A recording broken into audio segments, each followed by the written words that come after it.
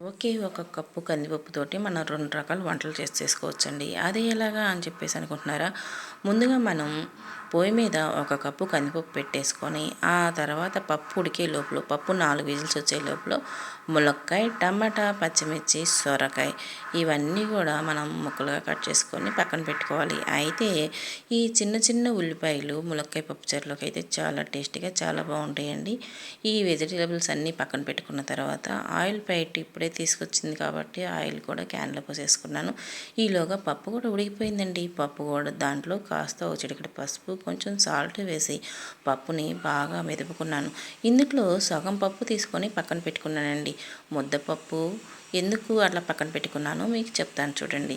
ఇప్పుడు ఉన్న సగం మిగతా ముద్దపప్పులోకి ముందుగా మనం చింతపండు, నిమ్మకాయ సైజు చింతపండు నానేసుకొని దాంట్లో నుంచి చింతపులుసు తీసుకొని పక్కన పెట్టుకున్నాం కదా, ఆ చింతపులుసు అలాగనే మనం ముందుగా కట్ చేసుకున్న వెజిటేబుల్స్, రుచికి సరిపడా 1 స్పూన్ కారం, 1 స్పూన్ ధనియాలు, 1 స్పూన్ జీలకర్ర, అలాగనే రుచికి సరిపడా రాళ్ళుప్పు కూడా వేసేసుకొని బాగా ఒకసారి తిప్పుకొని స్టవ్ మీద పెట్టేసుకుంటే పప్పుచారు మరుగుతూ ఉంటాయి.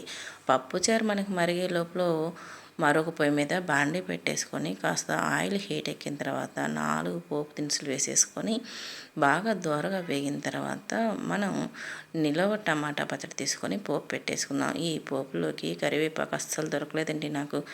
ఏ వంటైనా కరివేపాకు లేకుండా చేయని నేను ఇవాళ తప్పనిసరి పరిస్థితిలో కరివేపాకు లేకపోయినా కూడా పోపు పెట్టాల్సి వచ్చింది. ఏం చేస్తాం, టైం ఒక్కోసారి అలా వస్తుంది. మనం ముందుగా కాస్త ముద్దపప్పు తీసుకొని పక్కన పెట్టుకున్నాం కదా, ఆ ముద్దపప్పులోకి ఈ టమాటా పచ్చడి కాంబినేషన్ సూపర్గా ఉంటుందండి. మరొక బాండీ పెట్టేసుకొని టమాటా పచ్చడి దించి పక్కన పెట్టేసుకొని మరొక బాండీ పెట్టేసుకొని అందులో కాస్త ఆయిల్ వేసుకొని ఈ ముద్దపప్పు టమాటా పచ్చడి అలాగనే మునక్కాయ పప్పుచారులోకి వడియాలు కానీ అప్పడాలు కానీ ఉంటే అసలు ఆ టేస్టే వేరండి. పప్పుచారు వడియం లేదా పప్పుచారు ఉప్పచేప అన్నట్టు కంపల్సరిగా మా ఇంట్లో పప్పుచారు చేస్తే మాత్రం వడియాలు ఉండి తీరాల్సిందేనండి. ఇక అందుకోసం అని చెప్పేసి వడియాలు కూడా 4 వేయించుకొని పక్కన పెట్టేసుకున్నానండి. ఈలోగా మనకి పప్పుచారు బాగా మరిగిపోతూ ఉంది.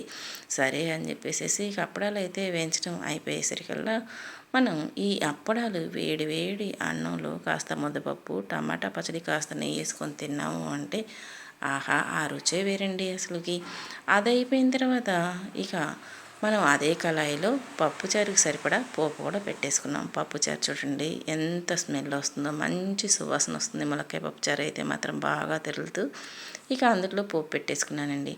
ఈ ముద్దపప్పు టమాటా పచ్చడి అలాగనే పప్పుచారు వేసుకొని కమ్మగా ఒక గంట పెరిగేసుకొని తిన్నామంటే అంతకు మించిన విందు భోజనం మరే ఉంటుంది చెప్పండి. అంత అద్భుతంగా అంత రుచిగా ఉంటుంది. మీలో ఎంతమందికి ఈ ములక్కాయ పప్పుచారు అంటే ఇష్టమో నాకు కామెంట్ చేయండి. మరొక వీడియోలో మళ్ళీ కలుసుకుందాం. Thank you for watching.